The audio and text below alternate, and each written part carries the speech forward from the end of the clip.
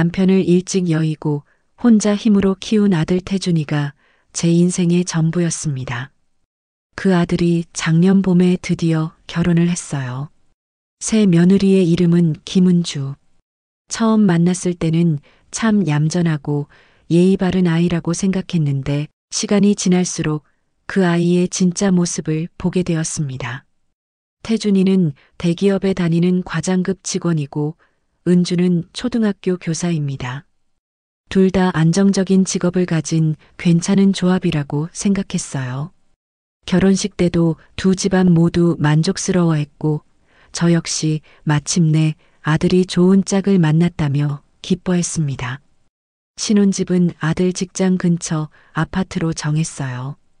저는 30년 넘게 살던 낡은 연립주택에 혼자 남게 되었습니다. 처음엔 적적했지만 젊은 부부에게는 둘만의 시간이 필요하다고 생각하며 이해했죠. 결혼 초기 몇 달간은 모든 것이 순조로웠습니다. 은주는 일주일에 한 번씩은 안부 전화를 드렸고 태준이와 함께 주말이면 가끔 들러주었어요. 명절 때는 제가 정성껏 차린 상에서 함께 식사를 하며 화기애애한 시간을 보냈습니다. 하지만 결혼 6개월이 지나면서부터 작은 변화들이 눈에 띄기 시작했어요. 은주의 전화는 점점 짧아졌고 방문 횟수도 줄어들었습니다. 태준이 혼자 오는 경우가 많아졌죠. 엄마, 은주가 학교 일이 바빠서 못 왔어요. 양해해 주세요. 아들의 변명을 들으며 저는 그럭저럭 이해하려 했습니다. 요즘 젊은 선생님들은 정말 바쁘다고들 하니까요. 하지만 마음 한구석에는 작은 의구심이 자리 잡기 시작했어요. 그해 추석이었습니다. 명절 준비를 위해 며칠 전부터 시장에 다니며 장을 보고 아들과 며느리가 좋아할 만한 음식을 준비했어요. 특히 은주가 평소 나물 요리를 좋아한다고 해서 여러 가지 나물을 무치고 손수 만든 송편도 준비했습니다. 명절 당일 아들 부부는 늦은 오후에야 도착했어요. 어머니, 안녕하세요. 늦어서 죄송해요. 은주는 평소와 다름없이 정중하게 인사했지만 왠지 얼굴에 생기가 없어 보였어요. 태준이도 평소보다 말수가 적었고요. 차례를 지내고 식사를 하는 동안 저는 은주의 행동을 유심히 관찰했습니다. 예전처럼 적극적으로 도움을 주지도 않았고 음식에 대한 칭찬도 없었어요. 오히려 핸드폰을 자주 확인하며 어딘가 마음이 다른 곳에 있는 것 같았습니다. 은주야, 이 나물은 내가 좋아한다고 해서 특별히 준비한 건데 어떠니? 네, 맛있어요. 고맙습니다. 짧고 건성의 대답이었어요. 예전 같으면 어머니, 정말 솜씨가 좋으세요. 어떻게 만드는지 가르쳐 주세요라며 관심을 보였을 텐데 말이죠. 식사 후 설거지를 하려는데 은주가 일어나지 않았어요. 은주야, 같이 설거지하자. 아, 네. 잠깐만요. 급한 문자 답장만 보내고요. 핸드폰을 만지작거리던 은주가 마지못해 일어났습니다. 하지만 설거지를 도우면서도 계속 핸드폰을 신경 쓰는 모습이 보였어요. 그날 저녁 아들 부부가 돌아간 후 혼자 남은 집에서 저는 깊은 생각에 잠겼습니다. 뭔가 달라진 것 같은데 정확히 무엇인지 짚어낼 수 없었어요. 그저 막연한 불안감만이 가슴 한편에 자리 잡았습니다. 며칠 후 태준이가 혼자 들렀어요. 평소와 달리 표정이 어둡고 피곤해 보였습니다. 아들아, 무슨 일 있니? 얼굴이 안 좋아 보이는데. 아니에요, 엄마. 그냥 회사 일이 좀 바빠서요. 하지만 제 눈에는 그것만이 전부가 아닌 것 같았어요. 아들의 표정에서 뭔가 고민이 깊은 기색이 역력했거든요. 은주는 잘 지내고? 네, 잘 지내요. 역시 짧은 대답이었습니다. 예전 같으면 아내 자랑을 늘어놓던 아들의 모습을 찾을 수 없었어요. 학교 일이 많이 바쁘다면서? 네, 요즘 여러 가지 프로젝트가 있어서요. 아들은 더 이상 은주에 대한 이야기를 하지 않았습니다. 대신 다른 주제로 화제를 돌렸어요. 저는 뭔가 이상하다는 느낌을 지울 수 없었지만 섣불리 캐묻기도 어려웠습니다. 그 후로 은주의 전화는 더욱 뜸해졌어요. 한 달에 한두 번 정도, 그것도 아주 짧게 안부만 묻고 끊었습니다. 방문도 거의 하지 않았고 태준이 혼자 오는 경우가 대부분이었죠.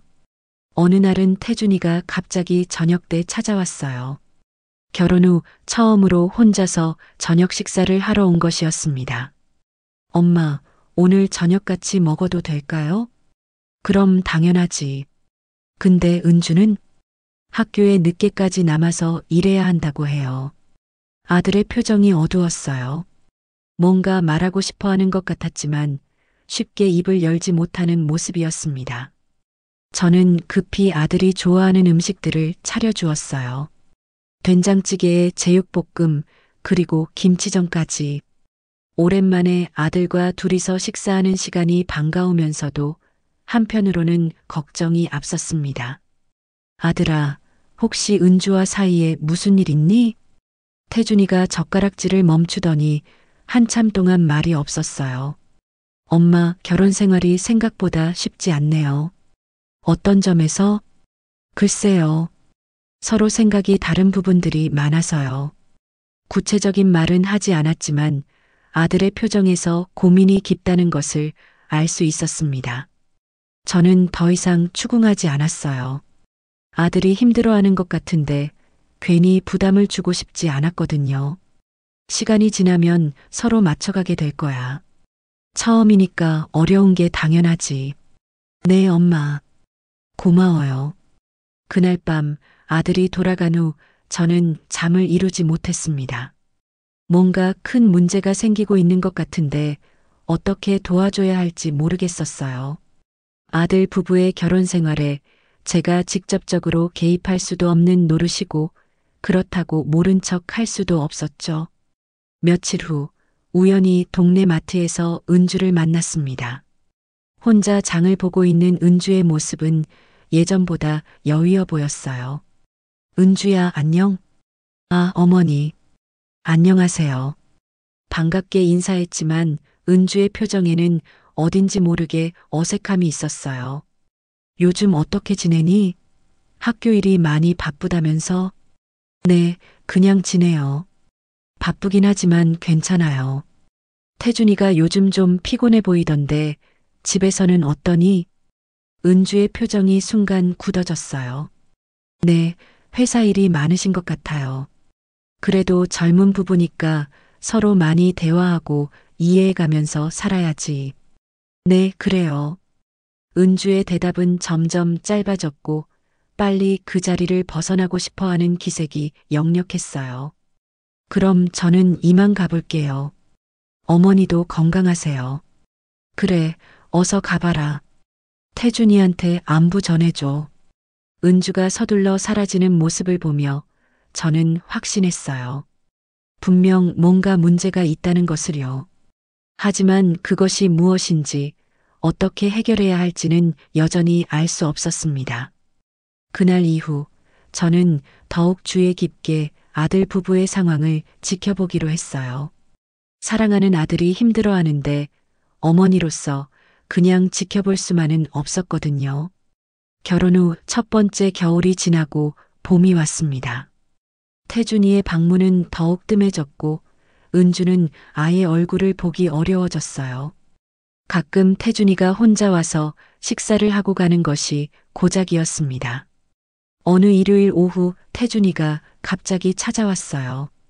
평소와 달리 얼굴이 많이 상해 있었습니다. 아들아, 무슨 일이야? 얼굴이 왜 이래? 아, 이거요? 축구하다가 넘어졌어요.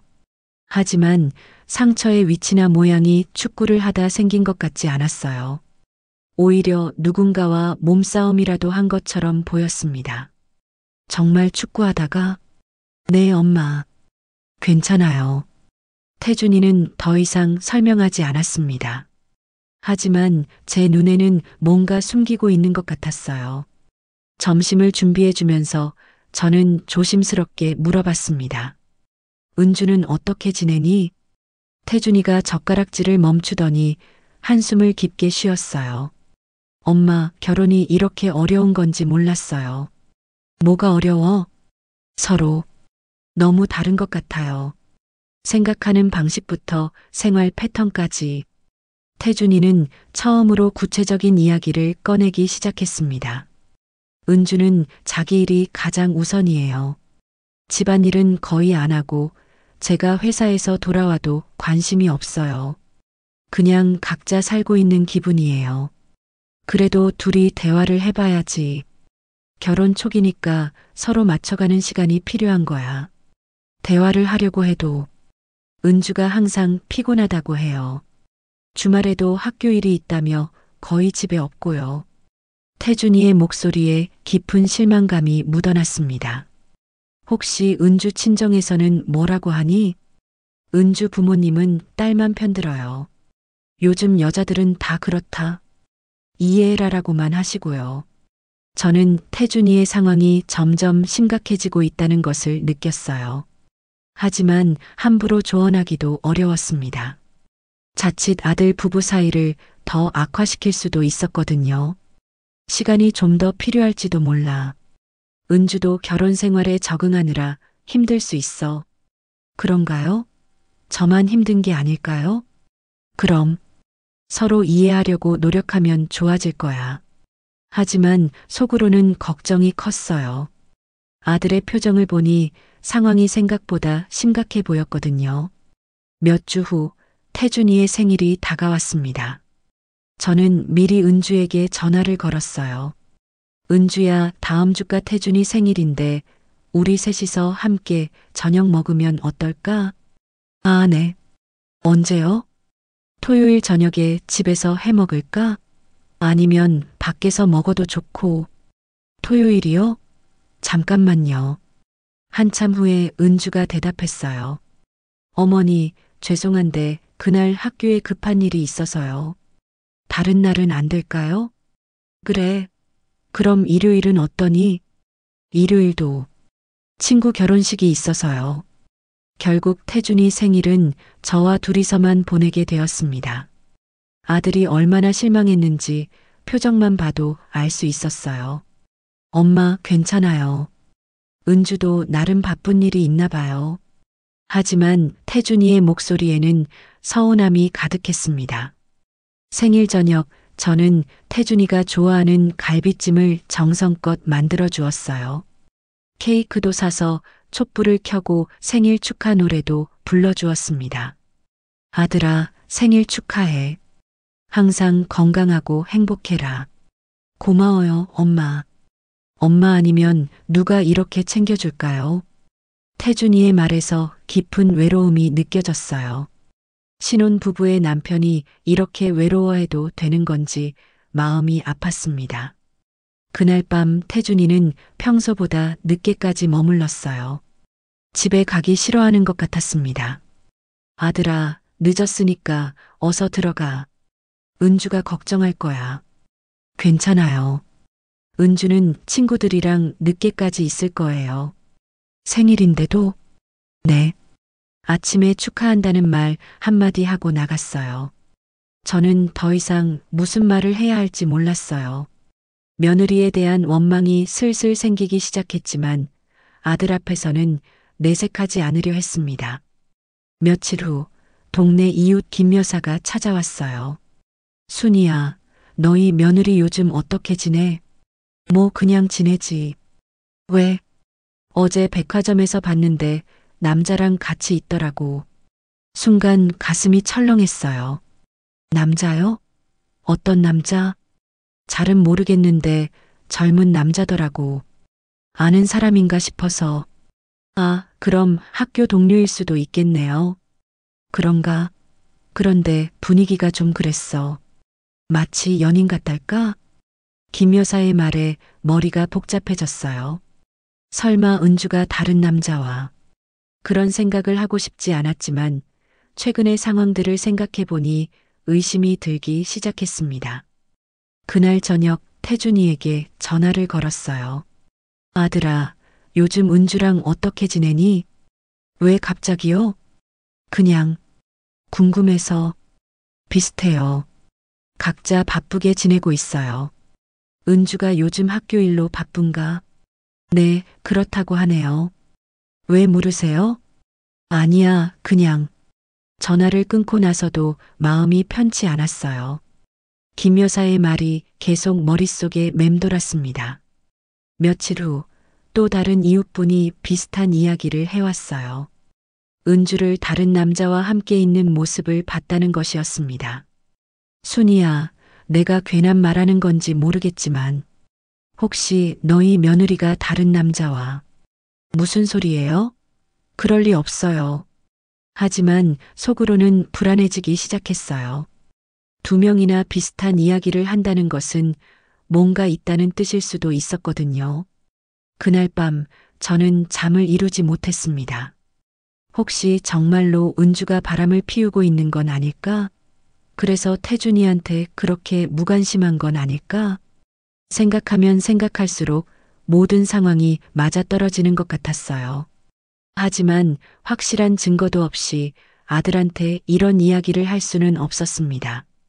자칫 괜한 의심으로 부부 사이를 더 나빠지게 만들 수도 있었거든요.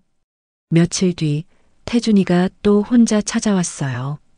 이번에는 얼굴에 깊은 상처가 있었습니다. 아들아, 이게 뭐야? 또 축구했다고 할 거야? 태준이가 말없이 고개를 숙였어요. 정말 무슨 일인지 엄마한테 말해봐. 한참 망설이던 태준이가 드디어 입을 열었습니다.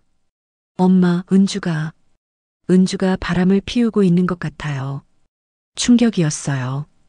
의심은 했지만 아들의 입으로 직접 듣게 될 줄은 몰랐습니다. 확실해? 어제 은주를 미행해 봤어요. 정말 다른 남자와 호텔에 들어가는 걸 봤어요. 태준이의 목소리가 떨렸어요.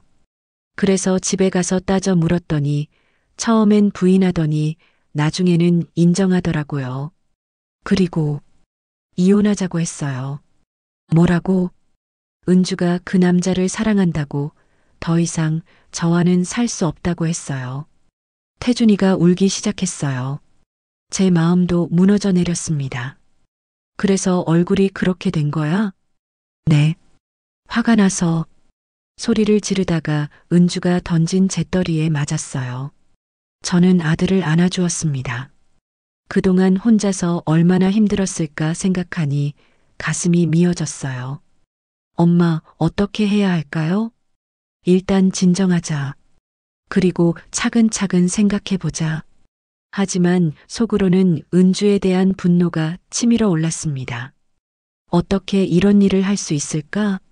태준이가 무슨 잘못을 했다고. 그날 밤 저는 깊은 고민에 빠졌습니다. 아들의 결혼 생활을 지켜내기 위해 제가 할 수 있는 일이 무엇일까? 아니면 정말로 이혼하는 것이 나을까? 복잡한 생각들이 머릿속을 가득 채웠습니다. 태준이가 은주의 불륜 사실을 털어놓은 지 일주일이 지났습니다. 그동안 아들은 집에 들어가지 못하고 모텔에서 지내고 있었어요. 은주는 여전히 집에 있으면서 그 남자와의 관계를 계속 이어가고 있다고 했습니다. 엄마, 저 어떻게 해야 할까요? 정말 이혼해야 할까요? 태준이는 매일같이 저를 찾아와 같은 질문을 반복했어요. 보기에 너무 안쓰러웠습니다. 아들아, 먼저 마음을 정리해야지. 그리고 은주와 제대로 된 대화를 해봐야 해. 대화요? 이미 다 끝났다고 하는데요. 그래도 결혼은 그렇게 쉽게 포기할 일이 아니야. 혹시 오해는 아닐까?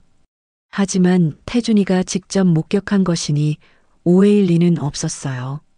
그래도 어머니로서 아들의 결혼 생활을 포기하라고 쉽게 말할 수는 없었습니다. 며칠 후 저는 직접 은주를 만나보기로 결심했어요. 아들의 말만 듣고 판단하기보다는 며느리의 이야기도 들어봐야 한다고 생각했거든요. 신혼집에 전화를 걸었습니다. 은주야, 나야. 시간 있을 때 한번 만날 수 있을까? 어머니, 지금 상황이 좀 그런데요. 그래서 더 만나서 이야기해야지. 내일 오후에 집 근처 카페에서 만날까? 네, 알겠습니다. 은주의 목소리에는 부담스러워하는 기색이 역력했어요.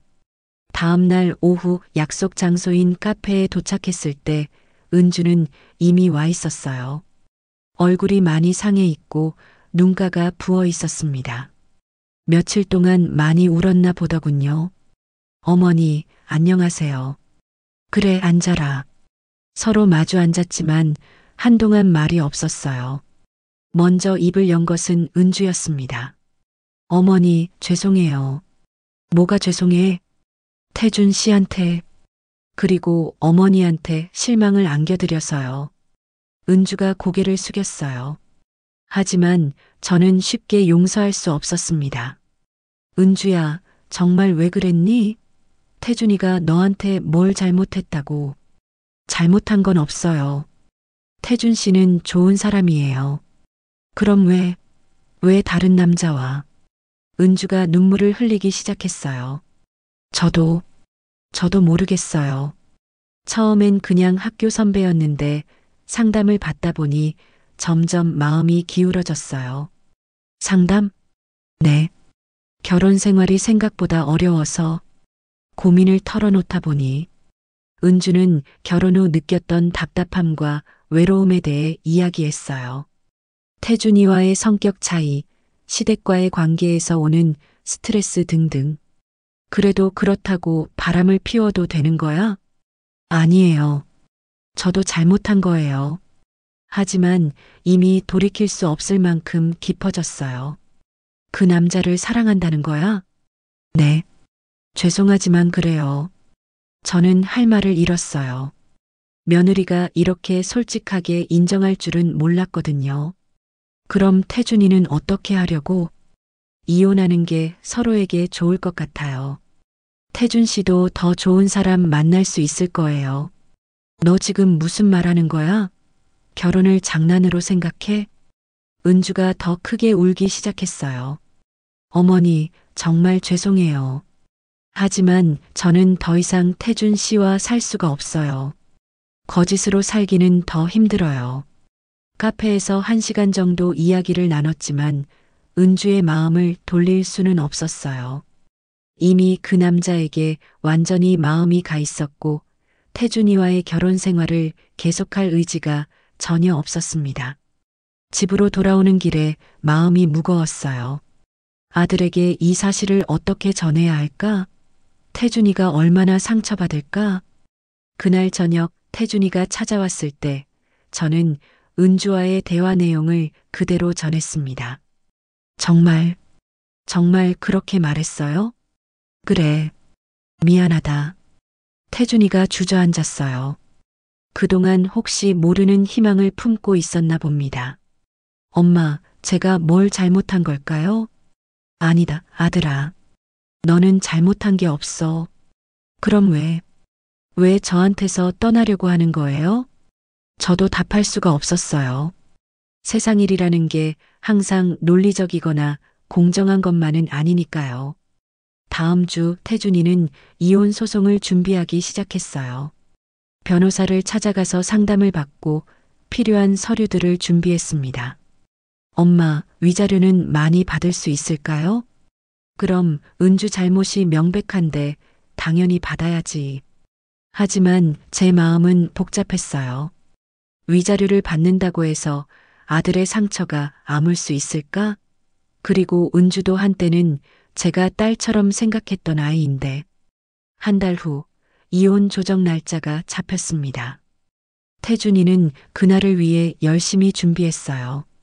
은주의 불륜 증거들을 모으고 변호사와 여러 번 미팅을 했습니다. 엄마, 같이 가주실 수 있어요? 혼자 가기가 무서워서요. 당연히 가야지. 엄마가 옆에 있을게. 이혼 조정 당일 법원에 갔을 때 은주도 와 있었어요. 그 남자도 함께 와 있더군요.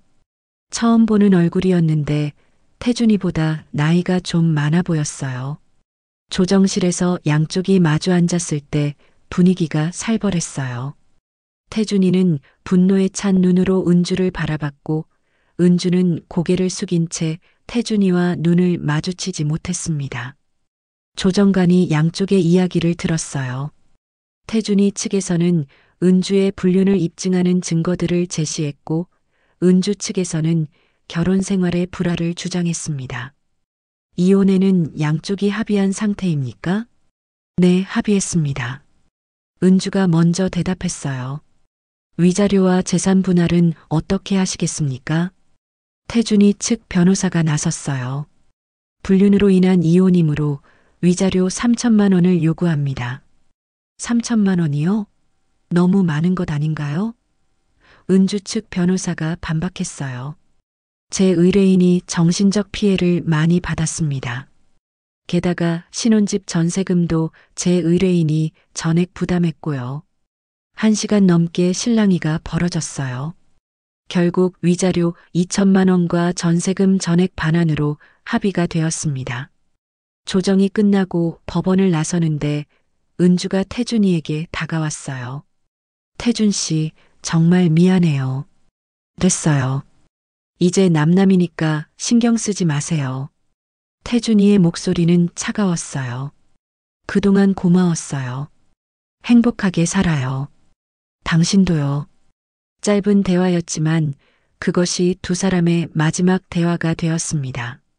집으로 돌아오는 길에 태준이가 말했어요. 엄마, 이제 정말 끝난 것 같아요. 그래, 이제 새로 시작하자. 하지만 아들의 표정에는 여전히 깊은 상처가 남아 있었어요. 이혼이라는 법적 절차는 끝났지만 마음의 상처는 쉽게 아물지 않을 것 같았습니다. 그날 밤 저는 태준이를 위해 특별히 정성스럽게 저녁을 준비했어요. 아들이 좋아하는 음식들로 가득 차린 상을 보며 생각했습니다. 이제 우리 모자가 다시 시작하는 거야. 태준이가 다시 행복해질 수 있도록 내가 도와줘야겠어. 이혼이 확정된 지 1달이 지났습니다. 태준이는 신혼집을 정리하고 제 집으로 다시 들어왔어요. 30대 중반의 나이에 어머니와 함께 살게 된 상황이 아들에게는 자존심, 상하는 일일 수도 있었지만 저는 오히려 반가웠습니다. 엄마, 패 끼쳐서 죄송해요. 무슨 소리야? 원래 우리 집인데. 오히려 엄마가 외롭지 않아서 좋다. 하지만 태준이의 상태는 좋지 않았어요. 매일 지각하거나 결근을 하는 날이 많아졌고 집에 와서도 술만 마셨습니다. 아들아, 술 그만 마셔. 몸 버리려고? 괜찮아요, 엄마. 이것 말고는 잠이 안 와요. 태준이의 얼굴은 날마다 헬쑥해져 갔어요. 체중도 많이 빠지고 항상 무기력한 모습이었습니다. 회사에서도 문제가 생겼어요. 어느 날 태준이의 직장 상사에게서 전화가 왔습니다. 어머님, 태준 씨 집에 계신가요? 네, 왜요? 오늘도 무단 결근하셨는데 연락이 안 돼서요. 깜짝 놀라 태준이 방으로 가보니 술에 취해 깊이 잠들어 있었어요. 아들아, 일어나. 회사에서 전화 왔어. 뭐라고요? 오늘 출근 안 했다며? 태준이가 비틀거리며 일어났어요. 아, 깜빡했네요. 지금 가면 돼요. 지금이 몇 시인데? 오후 3시야. 하지만 태준이는 제대로 정신을 차리지 못했어요. 이런 상태로는 회사를 다닐 수 없을 것 같았습니다. 결국 태준이는 회사에서 휴직계를 내게 되었어요. 엄마, 죄송해요. 제가 정신을 못 차리고 있네요. 괜찮다. 일단 몸과 마음부터 추스르자. 하지만 속으로는 걱정이 컸어요. 이런 상태가 계속되면 아들이 완전히 망가질 것 같았거든요. 며칠 후 저는 태준이를 데리고 상담센터에 갔어요. 전문가의 도움을 받아보자. 혼자서는 힘들어 보여. 엄마, 저 미친 사람 아니에요. 미친 게 아니라 힘든 거지. 힘들 때 도움받는 게 당연한 거야. 상담사 선생님은 태준이의 상태를 우울증이라고 진단했어요. 이혼 같은 큰 스트레스 후에 오는 자연스러운 반응입니다. 시간을 두고 천천히 회복하면 됩니다. 얼마나 걸릴까요? 사람마다 다르지만 보통 6개월에서 1년 정도는 걸린다고 보시면 됩니다. 상담을 받기 시작하면서 태준이의 상태는 조금씩 나아지기 시작했어요. 하지만 여전히 예전의 밝은 모습은 찾아보기 어려웠습니다. 어느 날 태준이가 갑자기 물어봤어요. 엄마, 제가 다시 결혼할 수 있을까요? 왜 갑자기 그런 생각을? 친구들은 다 가정이 있는데 저만 혼자 있으니까 외로워요. 시간이 지나면 좋은 사람 만날 수 있을 거야. 하지만 제가 이혼남인데 저 같은 사람을 좋아할 여자가 있을까요? 태준이의 목소리에 자신감이 전혀 없었어요. 그런 소리 하지 마. 너는 좋은 사람이야. 이혼했다고 해서 가치가 떨어지는 게 아니라고. 하지만 태준이는 쉽게 자신감을 회복하지 못했어요. 반년 후 태준이가 직장으로 복귀했습니다. 상담 치료와 시간의 힘으로 많이 안정되었어요. 엄마, 이제 정말 괜찮아진 것 같아요. 다행이다. 이제 새로 시작하는 거야. 태준이는 예전보다는 조용해졌지만 그래도 일상생활은 할 수 있을 정도로 회복되었어요. 어느 날 태준이가 회사 후배와 같이 집에 왔어요. 엄마, 회사 후배 소개할게요. 이 사람이 정민이에요. 안녕하세요, 어머님. 김정민입니다. 정민이는 20대 후반의 단정한 여성이었어요. 태준이보다 5살 어렸지만 침착하고 성숙한 인상이었습니다. 어서 와라. 저녁 준비할 테니까 같이 먹고 가렴. 정민이는 저녁 준비를 도와주며 이런저런 이야기를 했어요. 예의 바르고 착한 아이라는 느낌이 들었습니다. 정민이는 어떤 일을 하니? 저는 회사에서 격리 업무를 담당해요. 그래, 태준이랑 같은 부서야? 아니요, 다른 부서인데 가끔 업무상 만나게 돼요. 태준이와 정민이가 함께 있는 모습을 보니 자연스러워 보였어요. 태준이도 정민이와 이야기할 때는 표정이 밝아졌고요. 정민이가 돌아간 후 태준이에게 물어봤어요. 저 아이와는 어떤 사이야? 그냥 친한 후배예요. 그냥 후배치고는 표정이 달라 보이던데? 태준이가 얼굴을 붉혔어요. 엄마도 참 괜찮은 아이 같던데. 혹시 마음이 있어? 글쎄요. 아직 잘 모르겠어요. 하지만 태준이의 표정에서 정민이에 대한 관심을 읽을 수 있었어요. 그 후로 정민이는 가끔씩 태준이와 함께 집에 놀러 왔어요. 올 때마다 제게 작은 선물을 가져오거나 집안일을 도와주었습니다. 정민아, 이런 거 안 가져와도 돼. 아니에요, 어머님. 맛있는 거 보면 어머님 생각이 나서요. 정말 착하고 예쁜 아이였어요. 무엇보다 태준이를 대하는 모습이 따뜻했습니다. 어느 날 정민이가 태준이의 이혼 사실을 알게 되었어요. 선배, 결혼하셨던 적이 있으세요? 응, 미안해.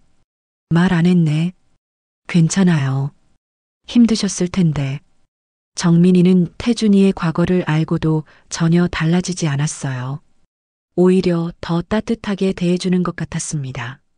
몇 달 후 태준이가 정민이와의 관계를 진전시키고 싶다고 말했어요. 엄마, 정민이한테 프러포즈 하려고 해요. 정말? 정민이 마음은 어떤 것 같아? 저도 좋아하는 것 같아요. 그럼 잘 됐네. 정민이는 정말 좋은 아이야. 태준이의 얼굴에 오랜만에 행복한 미소가 피어났어요. 몇 주 후 태준이와 정민이가 함께 찾아왔어요. 둘 다 상기된 얼굴이었습니다. 엄마, 발표할 일이 있어요. 뭔데? 정민이와 결혼하기로 했어요. 정민이가 저에게 깊이 인사했어요. 어머님, 잘 부탁드려요. 태준 선배 잘 모시겠습니다. 아니야, 서로 잘해야지.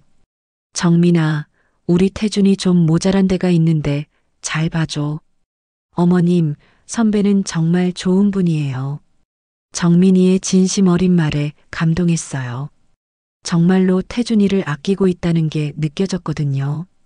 그날 밤 태준이와 둘이 앉아 이야기했어요. 아들아, 정민이는 정말 좋은 아이야. 이번에는 꼭 행복하게 살아. 네, 엄마. 이번에는 정말 잘할게요. 그리고 과거는 이제 잊어버려. 새로운 시작이야. 태준이가 고개를 끄덕였어요. 그 얼굴에는 미래에 대한 희망이 가득했습니다. 몇 달 후 태준이와 정민이는 조용한 결혼식을 올렸어요. 첫 번째 결혼 때보다는 규모가 작았지만 더 따뜻하고 진실한 느낌의 결혼식이었습니다. 엄마 고마워요. 엄마가 없었으면 여기까지 못 왔을 거예요. 무슨 소리야? 내가 잘한 거지. 하지만 속으로는 뿌듯했어요. 힘든 시간을 견뎌내고 다시 행복을 찾은 아들이 자랑스러웠거든요. 신혼여행을 다녀온 태준이 부부는 새로운 집에서 생활을 시작했어요. 하지만 이번에는 제게 자주 안부 전화를 걸고 주말마다 찾아와 주었습니다. 어머님 건강하세요? 그래, 너희들이 자주 와주니까 외롭지 않아. 정민이는 정말로 며느리 역할을 잘해주었어요.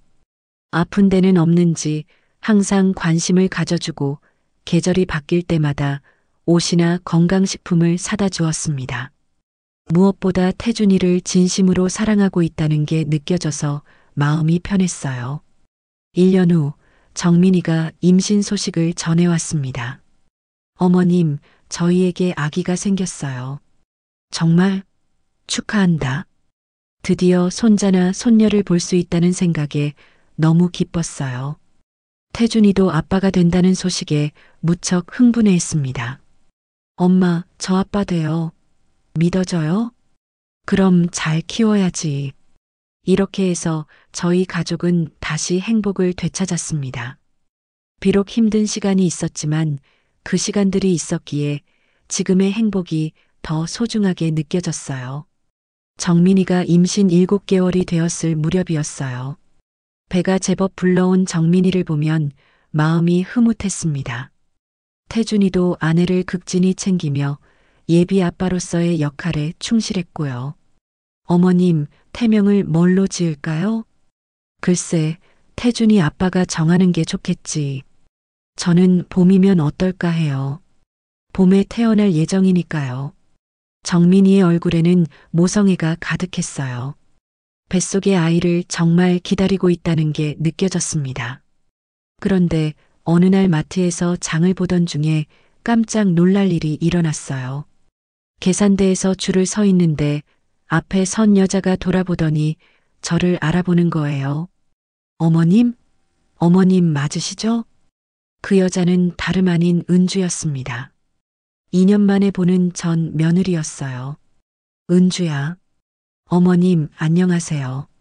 오랜만이에요. 은주는 예전보다 살이 빠지고 얼굴이 어두워 보였어요. 뭔가 힘든 일이 있었나 싶었습니다. 너 잘 지내니? 네. 그냥 지내요. 어색한 분위기였어요.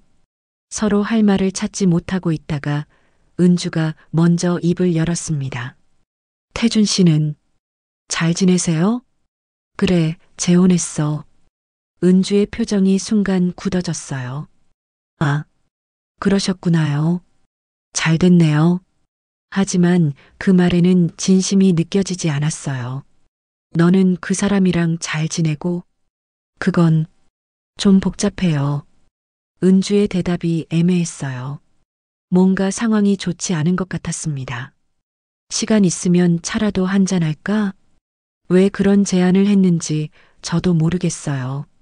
아마 한때는 딸 같았던 아이에 대한 안쓰러움 때문이었을 거예요. 근처 카페에서 마주 앉았을 때 은주가 눈물을 흘리기 시작했어요. 어머님 저 정말 후회해요. 뭘? 태준 씨랑 이혼한 거요. 정말 바보 같은 짓이었어요. 은주는 그동안의 일들을 털어놓기 시작했어요. 그 남자와 함께 살기 시작했지만 생각과는 달리 행복하지 않았다는 것이었습니다. 처음에는 사랑한다고 생각했는데 막상 살아보니 그 사람은 책임감이 없었어요. 일도 자주 바뀌고 술도 많이 마시고 그래서 결국 6개월 전에 헤어졌어요. 지금은 혼자 살고 있어요. 은주의 이야기를 들으니 안쓰럽기도 하고 한편으로는 그럴 줄 알았다는 생각도 들었어요. 태준 씨가 얼마나 좋은 사람인지 이제야 알겠어요. 정말 바보 같았어요. 이미 지난 일이야. 이제 새로 시작해야지. 어머님, 혹시 태준 씨가 저를 용서할 수 있을까요? 깜짝 놀랐어요. 설마 다시 되돌리려고 하는 건 아니겠지요? 은주야, 그런 생각은 하지 마라. 태준이는 이제 새로운 가정이 있어. 알아요. 하지만 너무 후회돼서요. 은주가 더 크게 울기 시작했어요. 제발 한 번만 만날 수 있게 해주세요. 안 돼. 그럼 태준이가 또 힘들어할 거야. 그냥 사과만 하고 싶어요. 제대로 된 사과를 못했거든요. 은주의 애절한 부탁이었지만 들어줄 수 없었어요. 태준이가 이제 겨우 안정을 찾았는데 과거를 다시 들춰내고 싶지 않았거든요. 은주야, 정말 미안하지만 그럴 수는 없어. 태준이 생각해서라도. 네, 알겠어요. 그래도 어머님을 만날 수 있어서 다행이에요. 은주는 아쉬워하면서도 이해한다는 표정을 지었어요. 태준 씨가 정말 행복한가요? 그래, 정말 행복해 보여. 다행이에요. 제가 망친 걸 다시 찾으신 거네요. 카페를 나서면서 은주가 마지막으로 말했어요. 어머님, 저 정말 후회해요. 그때 어머님 말씀을 들을 걸 그랬어요. 이제라도 정신 차리고 새로 살아가거라. 너도 행복할 권리가 있어. 감사해요, 어머님. 그동안 정말 죄송했어요. 은주와 헤어진 후 집에 돌아와서도 마음이 복잡했어요. 한때는 딸 같았던 아이가 그렇게 후회하고 있다니. 하지만 이미 돌이킬 수 없는 일이었어요. 그날 저녁 태준이가 정민이와 함께 왔을 때 저는 은주를 만난 이야기를 하지 않았어요. 굳이 말할 필요가 없다고 생각했거든요. 어머님, 오늘 산부인과에 다녀왔는데 아기가 건강하다고 해요. 그래, 다행이다. 정민이의 밝은 미소를 보니 은주 생각이 더욱 멀어졌어요. 이제는 정민이와 뱃속의 아이가 저의 새로운 가족이었거든요. 몇 달 후 정민이가 건강한 아들을 낳았어요. 태준이는 아들을 처음 본 순간 눈물을 흘렸습니다. 엄마, 저 정말 아빠가 됐어요. 그래, 잘 키워야지. 손자를 처음 안아보는 순간 제 마음도 벅차올랐어요. 이렇게 새로운 생명이 우리 가족에게 왔다는 게 신기하고 고마웠어요. 이름은 뭘로 지을 거야? 준성이요. 태준의 준자와 성공의 성자를 써서요. 좋은 이름이네. 준성이는 정말 건강하고 예쁘게 자라났어요. 태준이는 아들 바보가 되어서 퇴근하면 곧장 준성이부터 찾았고 정민이도 정성껏 아이를 돌봤어요. 1년 후 준성이가 돌을 맞았을 때 큰 잔치를 열었어요. 태준이의 회사 동료들과 정민이의 친구들이 모두 와서 축하해 주었습니다. 어머님, 정말 행복해요.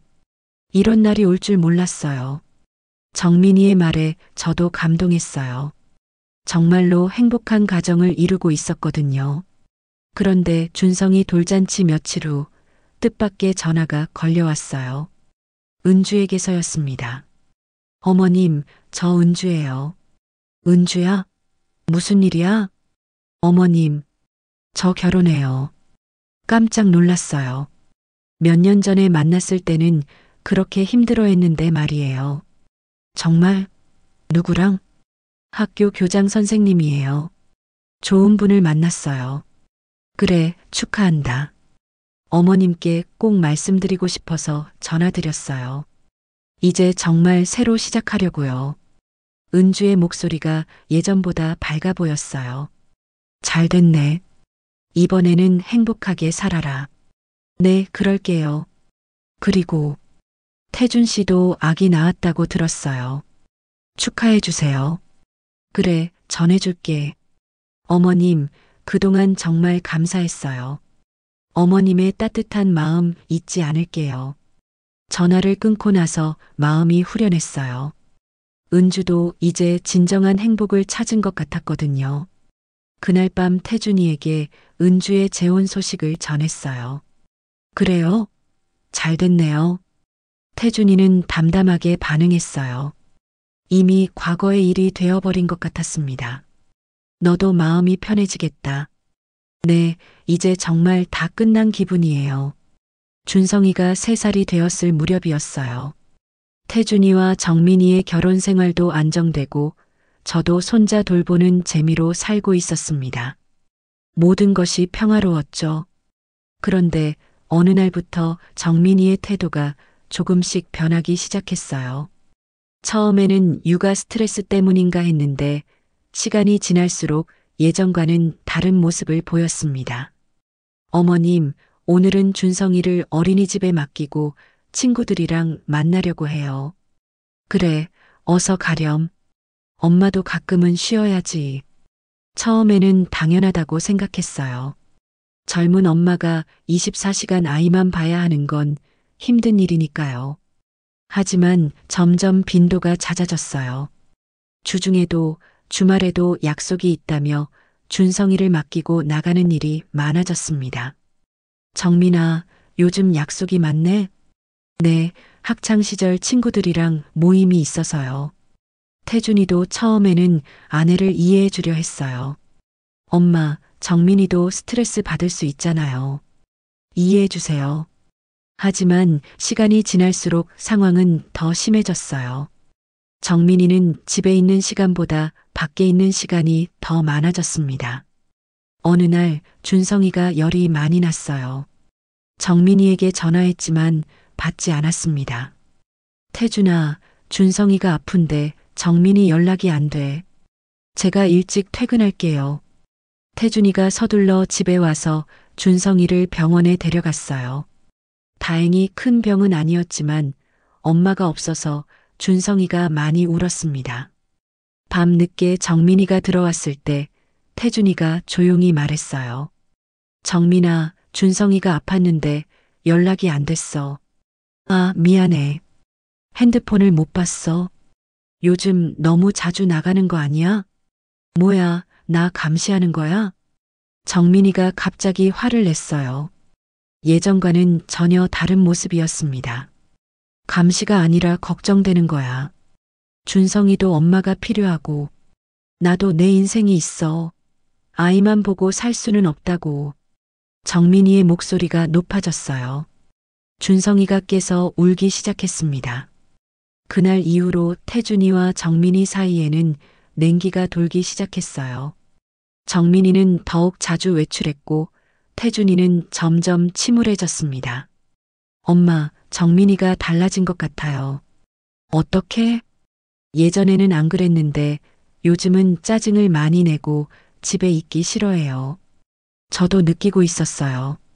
정민이가 예전의 따뜻한 모습을 잃어가고 있다는 것을요. 어느 날 정민이와 단둘이 이야기할 기회가 있었어요. 정민아, 요즘 힘든 일 있니? 아니에요, 어머님. 괜찮아요. 하지만 표정이 어두웠어요. 혹시 태준이랑 사이에 문제 있어? 별로. 그런 건 아니에요. 그럼 뭔가 다른 고민이 있나? 한참 망설이던 정민이가 입을 열었어요. 어머님, 제가 너무 일찍 결혼한 것 같아요. 갑자기 왜? 친구들은 다 자유롭게 살고 있는데 저만 집에서 애 보고 살아야 하잖아요. 정민이의 말에 가슴이 서늘해졌어요. 마치 과거 은주와의 상황이 반복되는 것 같았거든요. 정민아, 결혼은 책임이야. 아이도 있고, 알아요.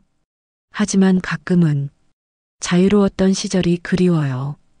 그날 이후로 저는 정민이를 더 주의 깊게 지켜보기 시작했어요. 혹시 또 다른 문제가 생기는 건 아닌지 걱정이 되었거든요. 며칠 후 태준이가 충격적인 이야기를 했어요. 엄마, 정민이가 다른 남자와 연락하고 있는 것 같아요. 뭐라고? 핸드폰을 자꾸 숨기고 모르는 남자에게서 전화와 문자가 와요. 다시 같은 상황이 벌어지고 있었어요. 태준이가 또다시 같은 고통을 겪게 될 줄은 몰랐습니다. 확실해? 어제 정민이가 샤워하는 사이에 핸드폰을 봤는데 어떤 남자와 계속 연락하고 있었어요. 태준이의 얼굴이 창백했어요. 내용이 어땠는데? 사랑한다는 말들, 그리고 만나자는 약속들. 저는 할 말을 잃었어요. 왜 이런 일이 또 일어나는 걸까요? 엄마, 저 또 버림받는 건가요? 태준이가 울먹이며 물었어요. 가슴이 찢어질 것 같았습니다. 아니야, 아들아. 아직 확실하지 않잖아. 하지만 속으로는 불안했어요. 정민이의 최근 행동들을 생각해 보니 충분히 가능한 일이었거든요. 며칠 후 정민이를 불러서 직접적으로 물어봤어요. 정민아, 나한테 솔직히 말해봐. 혹시 다른 남자 있어? 정민이가 깜짝 놀라는 표정을 지었어요. 어머님, 왜 갑자기? 태준이가 알고 있어. 핸드폰도 봤다고 하던데. 정민이의 얼굴이 하얗게 질렸어요. 어머님, 정말이야? 정말 다른 남자가 있는 거야? 한참 침묵하던 정민이가 고개를 끄덕였어요. 네, 죄송해요. 또다시 같은 상황이 벌어진 거였어요. 저는 현기증이 날 것 같았습니다. 왜? 태준이가 뭘 잘못했다고? 잘못한 건 없어요. 하지만 저는 이런 생활이 맞지 않는 것 같아요. 준성이는 어떻게 할 거야? 그건 잘 모르겠어요. 정민이도 눈물을 흘리고 있었어요. 하지만 저에게는 그 눈물이 진짜 같지 않았습니다. 그날 저녁 태준이에게 정민이와의 대화를 전했어요. 역시 그런 거였구나. 태준이가 주저앉았어요. 엄마, 왜 저한테만 이런 일이 생기는 거예요? 저도 답할 수가 없었어요. 왜 사랑하는 아들이 2번씩이나 같은 고통을 겪어야 하는지. 아들아, 이번엔 어떻게 할 거야? 모르겠어요. 준성이 때문에라도 붙잡아야 할까요? 그건 내가 결정해야지. 하지만 속으로는 화가 났어요. 정민이에 대한 믿음이 완전히 무너져 내렸거든요. 며칠 후 정민이가 짐을 싸서 나갔어요. 준성이는 태준이가 키우겠다고 했습니다. 어머님, 그동안 감사했어요. 준성이는 어떻게 할 거야? 일단 저는 새로운 시작을 해야겠어요. 정민이는 아이에 대한 미련도 별로 없어 보였어요. 모성애라는 게 정말 있는 건지 의심스러울 정도였습니다. 정민이가 떠난 후 집에는 다시 무거운 침묵이 찾아왔어요. 태준이는 또다시 깊은 우울에 빠졌고 어린 준성이는 엄마를 찾으며 울었습니다. 할머니, 엄마는 언제 와요? 준성이의 순진한 질문에 대답할 수가 없었어요. 엄마는 먼 곳에 일하러 갔어. 거짓말이었지만 어린아이에게 진실을 말할 수는 없었거든요. 그날 밤 저는 깊은 좌절감에 빠졌어요. 왜 이런 일이 반복되는 걸까요? 태준이는 무슨 죄를 지었다고 2번씩이나 같은 고통을 겪어야 하는 건지. 하지만 포기할 수는 없었어요. 태준이와 준성이를 지켜야 했거든요. 다시 한번 힘을 내서 가족을 일으켜 세워야겠다고 다짐했습니다. 정민이가 떠난 지 6개월이 지났습니다. 태준이는 직장과 육아를 병행하느라 지쳐 보였고 저는 준성이를 돌보며 하루하루를 보내고 있었어요. 할머니, 오늘도 엄마 안 와요? 준성이가 매일 같은 질문을 했어요. 그럴 때마다 가슴이 아팠습니다. 준성아, 엄마는 바쁜 일이 있어서 못 와. 대신 할머니랑 아빠가 있잖아. 할머니가 엄마보다 더 좋아요. 준성이의 말에 위로가 되기도 했지만 한편으로는 안쓰러웠어요. 아이에게는 엄마가 필요한 법인데. 태준이도 많이 힘들어했어요. 두 번째 이혼을 준비하면서 준성이 양육권 문제로 스트레스를 받고 있었죠. 엄마, 정민이가 양육권을 포기한다고 해요. 정말? 네, 자기는 아이를 키울 자신이 없다고. 정민이의 선택에 화가 났지만 한편으로는 다행이라는 생각도 들었어요. 준성이와 떨어질까봐 걱정했었거든요. 그럼 다행이네. 우리가 준성이 잘 키우자. 네, 엄마. 이번에는 정말 잘 키우겠어요. 태준이의 얼굴에는 의지가 보였어요. 아이를 위해서라도 다시 일어서겠다는 각오 같은 것이 느껴졌습니다. 몇 달 후 이혼이 확정되었어요. 이번에는 재산 분할이나 위자료 문제도 복잡하지 않았어요. 정민이가 모든 걸 포기하고 떠났거든요. 엄마, 이제 정말 준성이와 저, 그리고 엄마 셋이서 살아가는 거네요. 그래, 우리가 진짜 가족이지. 그렇게 우리 셋은 새로운 생활을 시작했어요. 태준이는 아침 일찍 출근하고 저는 준성이를 어린이집에 데려다주고 집안일을 했습니다. 저녁이 되면 준성이를 데리러 가고 태준이가 퇴근하면 셋이서 저녁을 먹었어요. 평범한 일상이었지만 나름대로 행복했어요. 준성이도 점점 밝아졌고 태준이도 예전보다는 안정된 모습이었습니다. 할머니, 우리 계속 같이 살아요. 그래, 준성아. 할머니가 계속 준성이 돌봐줄게. 1년이 지나고 준성이가 5살이 되었어요. 이제 제법 의젓해져서 할머니를 많이 도와주었습니다. 아빠, 할머니가 아프시면 내가 돌봐드릴 거야. 준성이의 말에 태준이가 웃었어요. 그래, 우리 준성이가 효자네. 어느 날 태준이의 회사에 새로운 직원이 들어왔다고 해요. 엄마, 새로운 과장님이 있는데 정말 일 잘하시고 성격도 좋으세요. 그래, 남자야, 여자야? 여자분이에요. 그런데 혼자 사시는 것 같아요. 태준이가 누군가에 대해 좋게 이야기하는 것을 오랜만에 들었어요. 며칠 후 그분과 우연히 마주쳤다고 하더군요. 준성이 사진을 보시더니 정말 예쁘다고 하시면서 아이 키우기 힘들죠? 라고 물어보시더라고요. 관심을 보이시는구나. 네, 그런 것 같아요. 몇 주 후 태준이가 그분을 소개해 주겠다고 했어요. 엄마, 한번 만나보실래요? 정말 좋은 분이에요. 그래, 한번 봐야지. 그 여자분의 이름은 박미영이었어요. 30대 후반의 차분하고 지적인 인상이었습니다. 안녕하세요, 어머님. 박미영입니다. 반가워요. 태준이가 좋은 분이라고 했는데 미영 씨는 정말로 좋은 인상이었어요. 말투도 정중하고 준성이를 보는 눈빛도 따뜻했습니다. 준성이 정말 예쁘네요. 아빠를 닮았어요. 그래요? 고마워요. 준성이도 미영 씨를 금세 좋아했어요. 이모, 또 와요. 그래, 또 올게. 그날 이후로 미영 씨가 가끔 집에 놀러 왔어요. 올 때마다 준성이에게 책이나 장난감을 가져다 주었고 저에게도 작은 선물을 챙겨왔습니다. 어머님, 이거 건강에 좋다고 해서 사왔어요.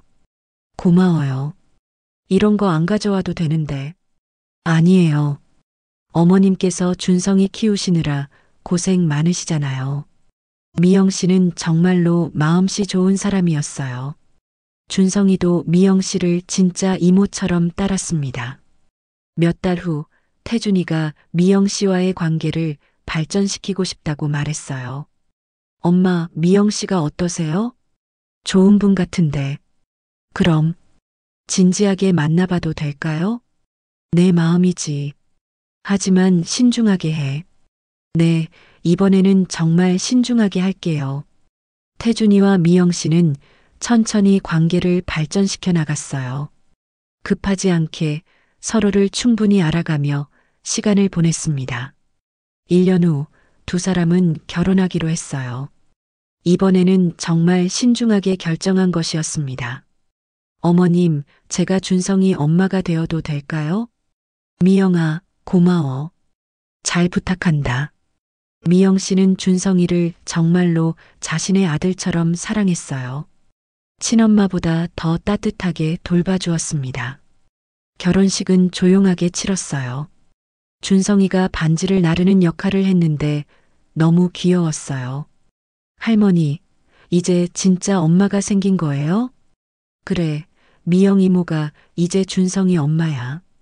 좋아요. 엄마가 생겨서 기뻐요. 신혼여행도 셋이서 함께 갔어요. 미영 씨는 준성이를 혼자 두고 갈 수 없다며 가족여행으로 하자고 했거든요. 어머님도 같이 가셔야죠. 내가 뭐하러? 어머님이 있어야 진짜 가족여행이죠. 그렇게 해서 네 식구가 함께 제주도로 여행을 갔어요. 정말 행복한 시간이었습니다. 돌아와서 새로운 생활이 시작되었어요. 미영 씨는 정말로 좋은 엄마이자 며느리였어요. 집안일도 잘하고 준성이 교육에도 관심이 많았습니다. 어머님, 준성이 한글 공부 시작할 때가 된 것 같은데요. 그래, 벌써? 네, 내년에 초등학교 들어가려면 미리 준비해야죠. 미영 씨는 준성이의 미래를 진심으로 걱정하고 있었어요. 2년 후 미영 씨가 둘째를 임신했어요. 어머님, 저희에게 둘째가 생겼어요. 정말 축하해. 준성이도 동생이 생긴다는 소식에 무척 기뻐했어요. 할머니, 동생 생겨요. 나 형이 되는 거예요. 그래, 우리 준성이가 멋진 형이 되겠네. 몇 달 후 미영 씨가 딸을 낳았어요. 준영이라고 이름을 지었습니다.